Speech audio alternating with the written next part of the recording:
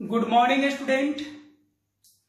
आज हम लोग पढ़ेंगे विद्युत बल रेखाएं या विद्युत क्षेत्र रेखाएं। और ये टॉपिक 12वीं बोर्ड के लिए, चाहे किसी भी स्टेट बोर्ड का हो, 12वीं बोर्ड के लिए बहुत ही इंपॉर्टेंट है। और सभी प्रकार के बोर्ड में, चाहे वो बिहार बोर्ड हो या यूपी बोर्ड हो या फिर हरियाणा बोर्ड हो या फिर आपका सीबीएसई बोर्ड हो, आईसीएसई बोर्ड हो, यानी जो भी बोर्ड है सबके लिए ये टॉपिक इंपॉर्टेंट है। और हमेशा यानी प्रत्येक साल लगभग इससे ऑब्जेक्टिव या शॉर्ट क्वेश्चन पूछे जाते हैं। तो आइए बिना देर किए हम समझते हैं कि विद्युत बल रेखा क्या है। तो पिछले वीडियोज में, पिछले लेक्चर में हमने आपको विद्युत क्षेत्र और विद्युत क्षेत्र तीव्रता के बारे में बताया था। तो विद्युत क्षेत्र किसी बिंदु आवेश या आवेशों के समुदाय के चारों ओर का वह क्षेत्र है जिसमें किसी दूसरे आवेशित कण को रखने पर उस पर बल लगता है। यानी विद्युत क्षेत्र में अगर दूसरा कण रखेंगे, दूसरा आवेशित कण रखेंगे तो उस पर बल लगता है। कौन सा बल? विद्युत बल। तो अगर उस विद्युत क्षेत्र में धनावेशित कण को रख दे तो क्या होगा? यदि विद्युत क्षेत्र में धनावेशित कण को रख दे तो क्या होगा? तो विद्युत क्षेत्र में धनावेशित कण को रखने पर विद्युत क्षेत्र के कारण विद्युत बल लगेगा। और जब विद्युत बल लगेगा कण पर तो आवेशित कण त्वरित होगा। त्वरित होने का मतलब है कि आवेशित कण गति करेगा और गति करने के लिए पथ चाहिए। तो विद्युत क्षेत्र में धनावेशित कण जिस पथ पर गति करेगा, जिस काल्पनिक पथ पर गति करेगा, उसी काल्पनिक पथ को हम लोग कहते हैं विद्युत बल रेखा। क्या कहते हैं? विद्युत बल रेखा। यानी अगर इसको स्पष्ट करें तो आपको इसकी परिभाषा मिल जाएगी। क्या? तो यदि किसी धनात्मक आवेश को किसी विद्युत क्षेत्र में स्वतंत्र छोड़ दिया जाए या रख दिया जाए तो विद्युत क्षेत्र के प्रभाव के कारण धनावेशित कण जिस काल्पनिक पथ पर, ये काल्पनिक पथ सीधा भी हो सकता है और वक्र भी हो सकता है, तो जिस काल्पनिक पथ पर गति करता है उसी काल्पनिक पथ को विद्युत बल रेखा या फिर विद्युत क्षेत्र रेखा कहते हैं। तो आइए परिभाषा देखते हैं। विद्युत बल रेखा किसकी परिभाषा हम लोग पढ़ेंगे? विद्युत बल रेखा। तो क्या लिखे यहां पे? यदि किसी धनात्मक आवेश, यानी आवेश जो होना चाहिए कैसा होना चाहिए? धनात्मक। यदि धनात्मक आवेश को किसी विद्युत क्षेत्र में स्वतंत्र छोड़ दिया जाए तो विद्युत क्षेत्र के प्रभाव के कारण, किसके कारण? विद्युत क्षेत्र के प्रभाव के कारण, विद्युत क्षेत्र के प्रभाव के कारण धनावेशित कण जिस काल्पनिक पथ, और देखो यहां लिख दिया है सीधा भी हो सकता है या वक्र भी, जिस काल्पनिक पथ पर गति करता है उस काल्पनिक पथ को विद्युत बल रेखा या विद्युत क्षेत्र रेखा कहा जाता है। कोई प्रॉब्लम? एकदम स्पष्ट है कि अगर धनावेशित आवेश को विद्युत क्षेत्र में रखेंगे तो उसमें बल लगेगा। अब बल लगेगा तो त्वरित होगा तो गति करेगा और गति करने के लिए पथ चाहिए, और जिस पथ पे गति करेगा उसी को कहते हैं विद्युत बल रेखा या फिर विद्युत क्षेत्र रेखा। अब प्रश्न उठता है कि विद्युत बल रेखा या विद्युत क्षेत्र रेखा हम लोग क्यों स्टडी करेंगे, इसका क्या यूज है? तो मुख्य रूप से अगर कहें तो विद्युत बल रेखाएं विद्युत क्षेत्र तीव्रता के परिमाण और दिशा को प्रदर्शित करता है। यानी इसको पढ़ने का मुख्य उद्देश्य है विद्युत क्षेत्र तीव्रता के बारे में जानकारी प्राप्त करना। तो विद्युत बल रेखाएं विद्युत क्षेत्र तीव्रता के परिमाण और दिशा को प्रदर्शित करता है। तो इसको भी आप लिख लेंगे, यह विद्युत क्षेत्र तीव्रता के परिमाण और दिशा को प्रदर्शित करता है। अब कैसे करता है, इसकी क्या गुण है, विद्युत बल रेखाओं की क्या गुण है, क्या विशेषता है, अब इसकी चर्चा करते हैं।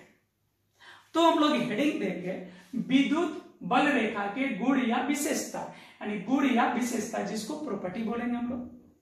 तो इसके कुछ खास प्रॉपर्टी की चर्चा हम आज करेंगे। तो सबसे पहले कि विद्युत बल रेखा जो होती है अपने लंबाई के अनुदिश तन्य यानी तनाव में होती है। विद्युत बल रेखाएं हमेशा लंबाई के अनुदिश क्या होती है, तनाव में होती है। यानी नहीं समझे आप, आइए फिगर से समझते हैं। यानी विद्युत बल रेखाएं जो है वह जब भी होगी तो ऐसे होगी, अगर सीधा खींचेंगे तो इस प्रकार से, ये अपने लंबाई के प्रति क्या है, तनाव में है, एकदम तना हुआ है। तो लंबाई के अनुदिश क्या होगी, तनाव में होगी। अगर कर्व भी करे तो ये ऐसे होगा, देखिए ये कर्व है यानी वक्र है, ये क्या है, वक्र है। लेकिन वक्र में भी ये क्या है, अपने लंबाई के अनुदिश तना हुआ है। ठीक है, अगर आपको डाउट बन रहा होगा, सोच रहे होंगे तो बिना तना हुआ कैसे होगा, तो देखो अगर अपने लंबाई का अनुदिश तनाव में नहीं होता तो फिर ये ऐसे होता, तब ढीला ढीला ढाला।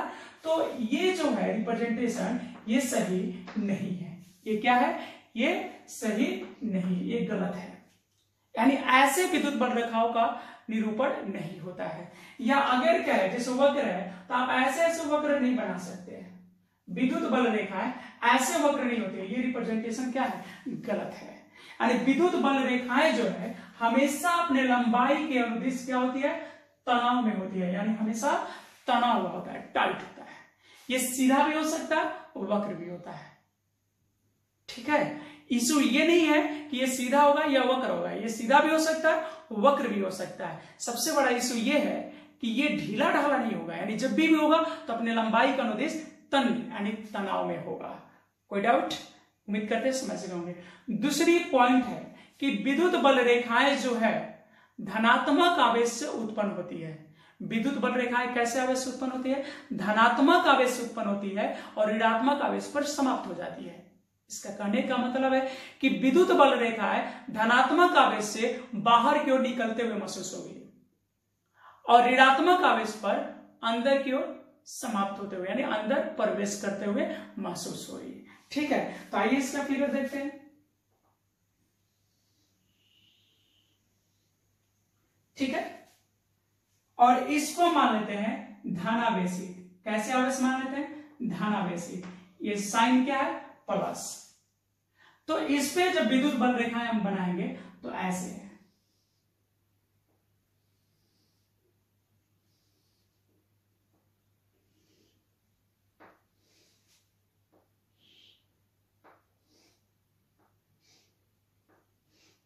ठीक है, तो इससे क्या होती है, उत्पन्न होती है, तो यानी बाहर निकलती है। तो बाहर निकलने का एरो हम ऐसे रखेंगे, यानी ये धनात्मक आवेश के लिए, किसके लिए है, धनात्मक के लिए। ये एरो जो होगा ये बाहर की ओर होगा, एरो किधर होंगे, बाहर की ओर होंगे।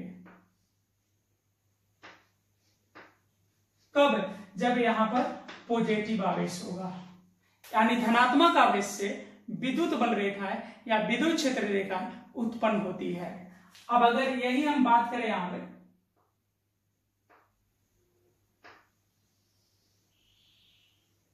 कैसे ऋणात्मक कर देते हैं, निगेटिव। तो निगेटिव पे क्या होगा,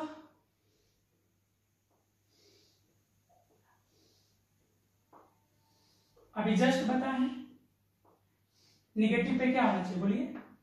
तो ऋणात्मक आवेश पर विद्युत बल रेखाएं समाप्त होती है, यानी उसमें प्रवेश करते हुए महसूस होती है। तो इस पे ये कहां जाएगा, अंदर की ओर। ये डायरेक्शन कहां दिखाएंगे आप लोग, अंदर की ओर दिखाएंगे।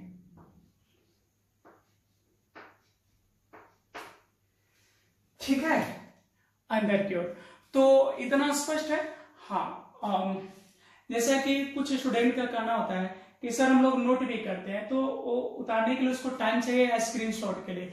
तो अभी आप ले सकते हैं स्क्रीनशॉट। ठीक है, स्क्रीनशॉट ले लीजिए, और अगर इसमें फिर भी कोई डाउट बनता है तो आप बताइएगा कमेंट बॉक्स में।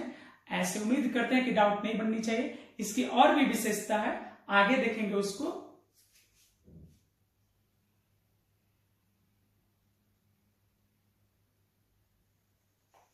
अब हम लोग तीसरा पॉइंट देखेंगे। तो आइए, तीसरा पॉइंट है, क्या है तीसरा पॉइंट? तो तीसरा पॉइंट है कि विद्युत बल रेखा के किसी भी बिंदु पर खींची गई स्पर्श रेखा, विद्युत बल रेखा के किसी भी बिंदु पर खींची गई स्पर्श रेखा उस बिंदु पर विद्युत क्षेत्र तीव्रता के दिशा को प्रदर्शित करता है। क्या करता है? विद्युत बल रेखा के किसी भी बिंदु पर खींची गई स्पर्श रेखा उस बिंदु पर विद्युत क्षेत्र तीव्रता के दिशा को प्रदर्शित करता है। नहीं समझे कैसे? आइए देखते हैं फिगर से। जैसे मान लेते हैं कि ये विद्युत बल रेखा को प्रदर्शित करने के लिए एक कर्व है।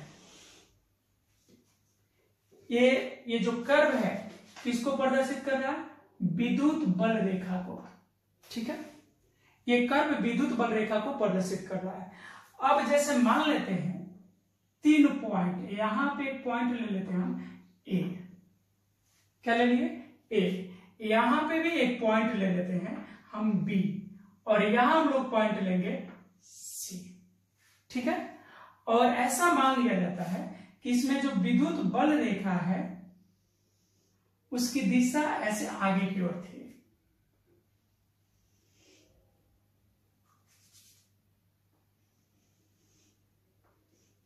ऐसे।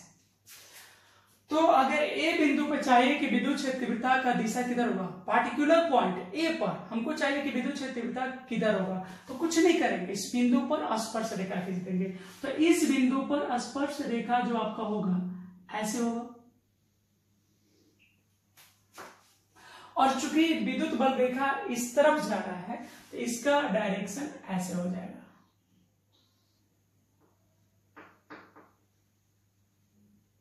समझ गया? अगर हम जानना चाहें कि बी पर विद्युत क्षेत्र तीव्रता का दिशा किधर होगा, तो यहां से स्पर्श खींच देंगे। ठीक है, अब आपको कंफ्यूज नहीं होना है कि इधर होगा किधर, क्योंकि ये जो विद्युत बल रेखा है वो किधर जा रहा है? ऐसे जा रहा है। हम ये जो डायरेक्शन माने हैं वो इस तरफ माने हैं, तो यहाँ विद्युत बल रेखा इधर नहीं होगा, किधर होगा? तो विद्युत क्षेत्र तीव्रता का दिशा यहाँ पर ऐसे होगा।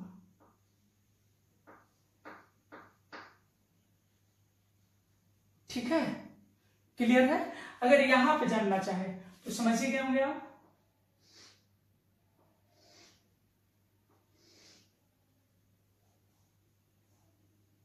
ऐसे स्पर्श खींचते हुए लाइन खींच देंगे हम लोग, स्पर्श करते हुए, और ये हो गया यहां पे इसकी दिशा। समझ गए? तो विद्युत बल रेखा के किसी भी बिंदु पर खींची गई स्पर्श रेखा उस बिंदु पर क्या देता है? विद्युत क्षेत्र तीव्रता के दिशा को प्रदर्शित करता है। और जो चौथा पॉइंट हम लोग का, ये बहुत ही इंपॉर्टेंट है। ये बोर्ड क्लास में, बोर्ड एग्जाम में 2 बार 2 नंबर में पूछा गया है। क्वेश्चन था कि 2 विद्युत बल रेखाएं कभी एक दूसरे को प्रतिच्छेद नहीं करती है, क्यों? ये विद्युत बल रेखा या विद्युत क्षेत्र रेखा का विशेषता है, आपको बताना है क्यों नहीं करता है। तो हमने यहां स्टेटमेंट दिया है कि 2 या 2 से अधिक विद्युत बल रेखाएं कभी एक दूसरे को प्रतिच्छेद नहीं करती है, क्योंकि ऐसा होने पर प्रतिच्छेद बिंदु पर विद्युत क्षेत्र तीव्रता की एक से अधिक दिशाएं होगी, जो कि संभव नहीं है। आखिर एक बिंदु पर विद्युत क्षेत्र तीव्रता की दिशा एक से अधिक संभव क्यों नहीं है? क्योंकि विद्युत क्षेत्र तीव्रता सदिश राशि है, और सदिश राशि का किसी बिंदु पर एक निश्चित दिशा होता है। सदिश राशि का बहुत खास गुण है कि उसकी एक निश्चित दिशा होती है, एक बिंदु पर एक ही दिशा होती है। तो जैसे मान लो कि हम 2 विद्युत बल रेखाएं अगर ले लेते हैं, जैसे एक ये हुआ और एक विद्युत बल रेखा ये हुआ। हमने कितनी विद्युत बल रेखाएं ले ली? 2, और दोनों को हम आगे की तरफ मान लेते हैं। ये किधर जा रहा है? बाएं से दाएं की ओर। इस पॉइंट को सपोर्ट है हम ए मान लेते हैं। किसको? ये प्रतिच्छेद जहां पे दोनों लाइन एक दूसरे को इंटरसेक्ट कर रहा है, प्रतिच्छेद कर रहा है, इस लाइन को हम क्या मान लिए? ए मान लिए।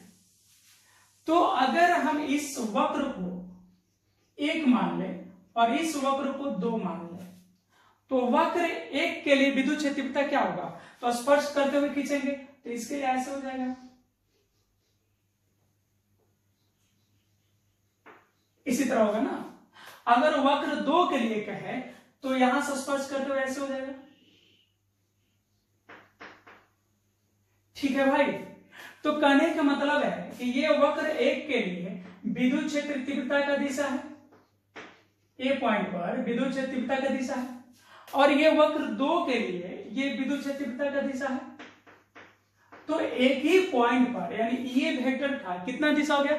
2। तो क्या यह संभव है किसी भी सदिश राशि का एक ही बिंदु पर एक से अधिक दिशाएं होगी? नेवर, कभी नहीं होगी। इसीलिए 2 या 2 से अधिक विद्युत बल रेखाएं कभी एक दूसरे को प्रतिच्छेद नहीं करती है। अब कहोगे सर ये तो 2 के लिए हुआ, 3 होता तो 3 खींचते तो या 3 दिशाएं हो जाती, 4 खींचते 4 दिशाएं हो जाती। तो जब 2 ही नहीं होगा तो 3, 4, 5 संभव ही नहीं है। तो ये जो 2 पॉइंट है ये समझ गए। अब इससे हम अगले पॉइंट को पढ़ेंगे। ठीक है, अब पढ़ेंगे पॉइंट 5, 6, 7 जो भी पॉइंट होंगे उसको हम लोग नंबर देके धीरे धीरे पढ़ेंगे। और अब हम लोग प्रॉपर्टी नंबर 5 देखते हैं, यानी गुण नंबर 4। तो गुण 4 है विद्युत बल रेखाओं की संख्या आवेश के परिमाण के समानुपाती होती है। क्या चौथा पॉइंट? विद्युत बल रेखाओं की संख्या आवेश के परिमाण के समानुपाती होती है। क्या है इसका मतलब? इसका मतलब है कि आवेश का परिमाण जितना अधिक होगा उससे विद्युत बल रेखाएं उतना ही अधिक उत्पन्न होगी। जैसे अगर 2 आवेश ले ले हम, एक पे मान लेते विद्युत बल रेखाओं की संख्या 8 है और एक पर विद्युत बल रेखाओं की संख्या 16 है, तो अगर ये पूछा जाए कि दोनों में आवेश का परिमाण किसका अधिक होगा, तो ज्यादा विद्युत बल रेखाएं किस पे है? 16 वाले। तो 16 वाले का परिमाण भी अधिक होगा। आइए इसको फिगर से क्लियर कर देते हैं। मान लेते हैं एक आवेश ये हुआ और एक आवेश ये हुआ। ठीक है, और दोनों को हम पॉजिटिव चार्ज ले लेते हैं। दोनों को कैसे चार्ज लेते हैं? Positive charge. दोनों को पॉजिटिव चार्ज लेते हैं तो इससे भी विद्युत बल रेखाएं उत्पन्न होगी और विद्युत बल रेखाएं इससे भी उत्पन्न होगी। दोनों ही आवेश से विद्युत बल रेखाएं जो होगी उत्पन्न होगी, यानी विद्युत बल रेखाओं का दिशा किधर होगा? बाहर की ओर। अब इसके लिए देखते हैं।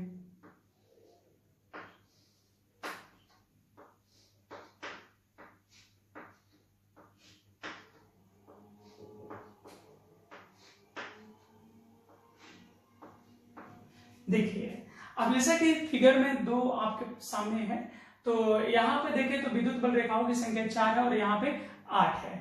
तो अगर इसको हम कर दें, इसके आवेश को अगर हम Q1 मान लें और इसके आवेश को Q2 मान लें, तो आप Q1 और Q2 में क्या संबंध बता सकते हैं? तो पहला ये कि अगर हम आपसे पूछे कि क्या Q1 और Q2 बराबर होगा, क्या बोलोगे? नहीं, Q1 और Q2 बराबर नहीं होगा। अगर हम आपसे पूछे कि क्या Q1 Q2 से बड़ा होगा, तो चूंकि Q1 पर विद्युत बल रेखाओं की संख्या 4, इस पे 8 है, तो ये भी कथन गलत है। कौन सही होगा? तीसरा पॉइंट देखते हैं, नीचे जगह नहीं है इसलिए यहां लिख रहे हैं। अगर मान लो ऐसे होता है Q1 लेस देन Q2, यानी Q2 का मान Q1 से बड़ा है, तो फिर इसको बोलेंगे हम लोग हाँ, ये कथन जो है इसके लिए क्या है? सही है। समझ में? चलिए, अब 6 पॉइंट है, 6ठा नंबर पॉइंट है कि विपरीत प्रकृति वाले आवेशों से उत्पन्न विद्युत बल रेखाओं में क्या होता है? आकर्षण होता है। विपरीत प्रकृति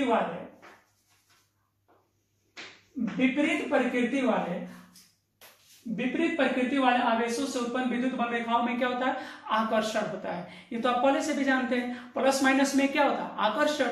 तो उनसे उत्पन्न विद्युत बल रेखाओं में भी क्या होगा, आकर्षण। और इसके विपरीत जब दोनों प्लस प्लस होगा या दोनों माइनस माइनस तो प्रतिकर्षण, यानी समान प्रकृति के कारण जो विद्युत बल रेखा उत्पन्न होगी उनमें क्या होगा, प्रतिकर्षण। तो इसको भी हम फिगर से समझ सकते हैं। आइए समझ लेते हैं। विपरीत प्रकृति लेना है तो मान लो हम यहां पे ले लिए प्लस और हमने यहां पे ले लिया माइनस, ठीक है, एक प्लस और एक हमने ले लिया माइनस, दोनों का प्रकृति विपरीत हो गया, एक प्लस दूसरा माइनस। तो इससे जो विद्युत बल रेखाएं निकलेगी उनके बीच क्या होगा, आकर्षण।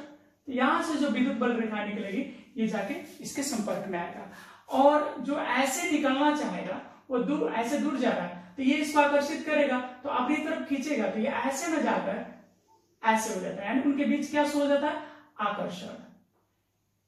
ये इसको आकर्षित करेगी तो यहां जो विद्युत बल रेखा है अब वो ऐसे हो जाएगी, ठीक है। अगर और विद्युत बल रेखा है तो ये ऐसे जो जाता है ऐसे से, उसको ये अपनी तरफ खींच लेगा, अब ये ऐसे हो जाएगा,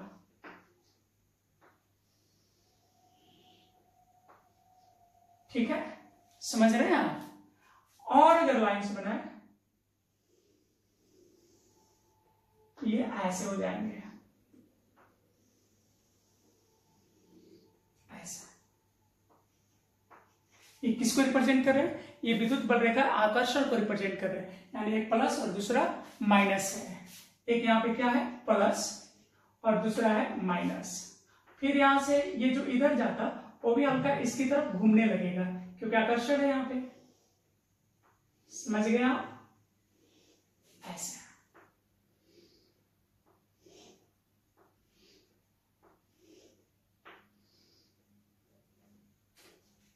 ये इधर से बाहर की तरफ, क्योंकि धन आवेश है, प्लस है, तो ये बाहर की तरफ होगी, और ये चूंकि माइनस लिए थे इसलिए यहाँ पे आकर्षण दिखाना होगा हमको। तो अगर इस तरह का फिगर होगा तो ये किसको रिप्रेजेंट कर रहे हैं, आकर्षण को, समझ में आया। अब यहाँ पे कि समान प्रकृति वाले आवेशों से उत्पन्न विद्युत बल रेखाओं के बीच क्या होता है, प्रतिकर्षण होता है। तो यहां पे भी चलिए एक फिगर ले लेते हैं, इसको भी प्लस, इसको भी प्लस, ठीक है। तो जब दोनों को प्लस लेना है ये ऐसे डिवाइड कर लेते हैं क्योंकि ये संपर्क में नहीं आना है, तो यहां से जो ऐसे जाएगा, अब ये दोनों संपर्क में नहीं आएंगे, थोड़ा सा दूर ही रह जाएगा, ठीक है। अब ये जो निकलेगा, ये जो ऐसे उसमें आकर्षण होता था और सीधे ऐसे जाना चाहिए था, तो अगर आकर्षण होता तो इधर नीचे झुक जाता। अब चूंकि दोनों में प्रतिकर्षण है तो इसको ऐसे बना देंगे, ठीक है। ये रिप्रेजेंट कर रहा है किसको, प्रतिकर्षण को, ये ऐसे, ठीक है। ये किसको रिप्रेजेंट कर रहा है, प्रतिकर्षण को। इससे जो निकलेगा ऐसे, यानी संपर्क में नहीं आना चाहिए, ऐसे नीचे आता है घूम जाएगा, ये कभी संपर्क में नहीं आना। फिर ऐसे ऐसे ऐसे ऐसे, ये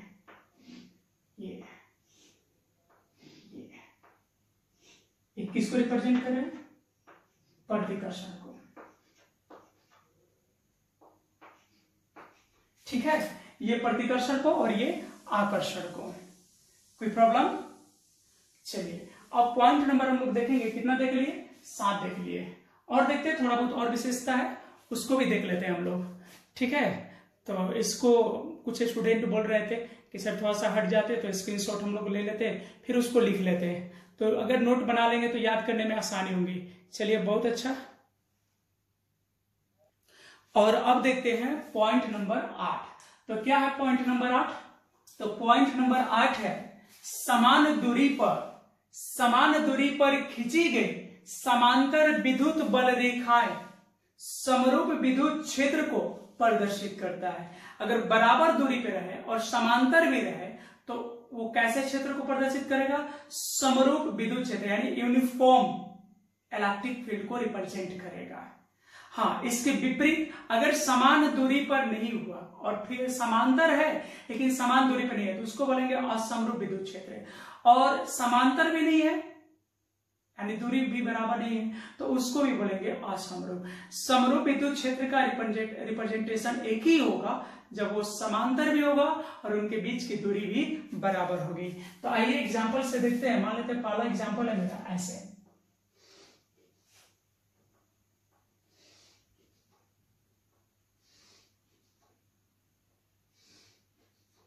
देखिए जैसा कि अगर आप इसको देख पाएंगे तो ये सभी एक दूसरे के क्या है, समांतर है, और इनके बीच का दूरी जो देखिएगा लगभग देखने से लग रहा है कि ये दूरी बीच का क्या है, सब देखने से भी लग रहा है कि बराबर है, यानी सबको हमने क्या मान लिया, डी।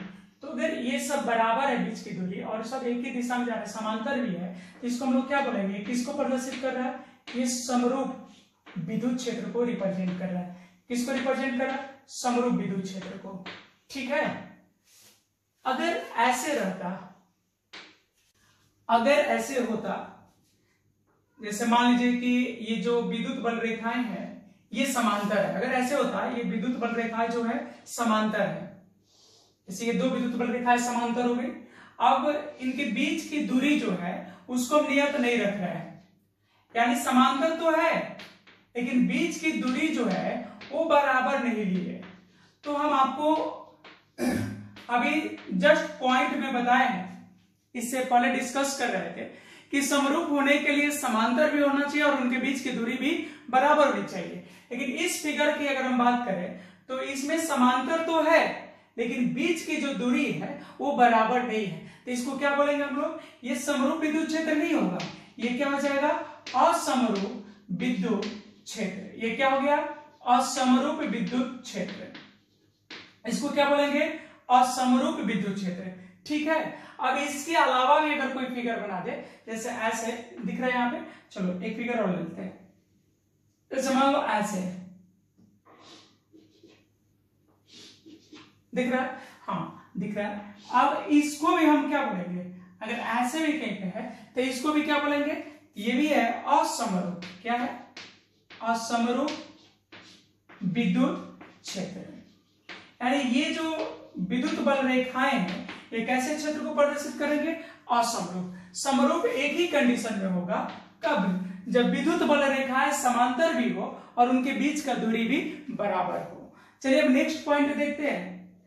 नेक्स्ट पॉइंट है, किसी अनुप्रस्थ काट से गुजरने वाली विद्युत बल रेखाओं की संख्या विद्युत क्षेत्र तीव्रता के परिमाण के समानुपाती होती है। मान लीजिए किसी पॉइंट पे एक हम एरिया लेते हैं और उस एरिया से जितना अधिक विद्युत बल रेखाएं गुजरेगी वहां पे विद्युत क्षेत्र तीव्रता का परिमाण भी उतना ही अधिक होगा। अगर एरिया से गुजरने वाली विद्युत बल रेखाओं की संख्या कम होगी तो उस बिंदु पर विद्युत क्षेत्र तीव्रता का परिमाण भी कम होगा।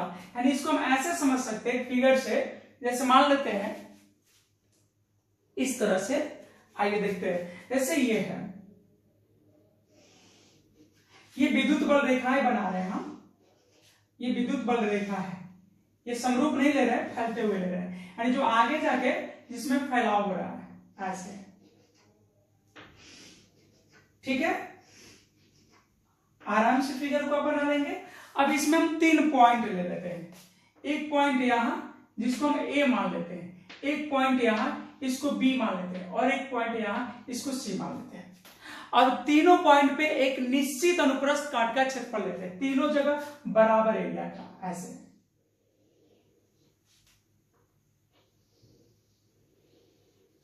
ठीक है, तीनों जगह बराबर एरिया का। अब देखो लगभग बराबर एरिया हो गया। अब यहां पे चेक करते हैं हम, सपोज दैट ए बिंदु पर विद्युत क्षेत्र तीव्रता को मान लेते हैं ई है और बी बिंदु पर मान लेते हैं ई बी और यहां पे मान लेते हैं ई सी, तीनों पॉइंट मान लिए। अब क्या है कि अगर हम यहां पे देखें ई ए, ई बी और ई सी, तो किसका परिमाण ज्यादा हो गया, क्या सब बराबर होंगे, नहीं। अगर समरूप विद्युत क्षेत्र में तीनों पॉइंट को लेते तब सभी के परिमाण बराबर होते, लेकिन ये असमरूप विद्युत क्षेत्र का फिगर है तो हर जगह बराबर नहीं होगा। तो फिर बराबर नहीं होगा तो क्या संबंध है, इसमें अधिक कौन होगा या फिर कम कौन होगा, तो अधिक कौन होगा। तो देखो ए वाला जो एरिया है, यहां से गुजरने वाले विद्युत बल रेखाओं की संख्या कितनी है, कितनी है बोलो, यहाँ पे 1 2 3 4 5 6 7 गुजर रहा है, बी से कितना गुजर रहा है 5 और सी से कितना गुजर रहा है मात्र 3। तो तो जिस एरिया से ज्यादा विद्युत बल रेखा गुजरेगी वहां पर विद्युत क्षेत्र तीव्रता अधिक होगा। तो सबसे अधिक कहां पर होगा? ए पर। लिख देंगे यहां पे ई ए, उसके बाद होगा बी पर और सबसे कम होगा सी पर। ठीक है, और ये आपका रिजल्ट हो गया। यानी जहां पर ज्यादा विद्युत बल रेखा गुजरेगी वहां पे एरिया भी, वहां पर विद्युत क्षेत्र तीव्रता भी क्या होगा? अधिक होगा। देख लीजिए। और अब आपको लिखने का समय मिल गया होगा या फिर स्क्रीनशॉट ले चुके होंगे आप। तो अब आपसे हम यही कहेंगे कि अगर इसके बावजूद भी आपको डाउट बनता है तो आप कमेंट बॉक्स में बताइए। और अगर आप चाहते हैं कि वीडियो मेरा आप लगातार देखें तो चैनल को सब्सक्राइब कर लीजिए। और अगर वीडियो अच्छा लगता है तो लाइक्स करें और शेयर जरूर करें। ठीक है, और आज के लिए इतना ही रहेगा और अब मिलते हैं आपसे नेक्स्ट वीडियो में अगले टॉपिक पर। आज के लिए इतना ही, धन्यवाद।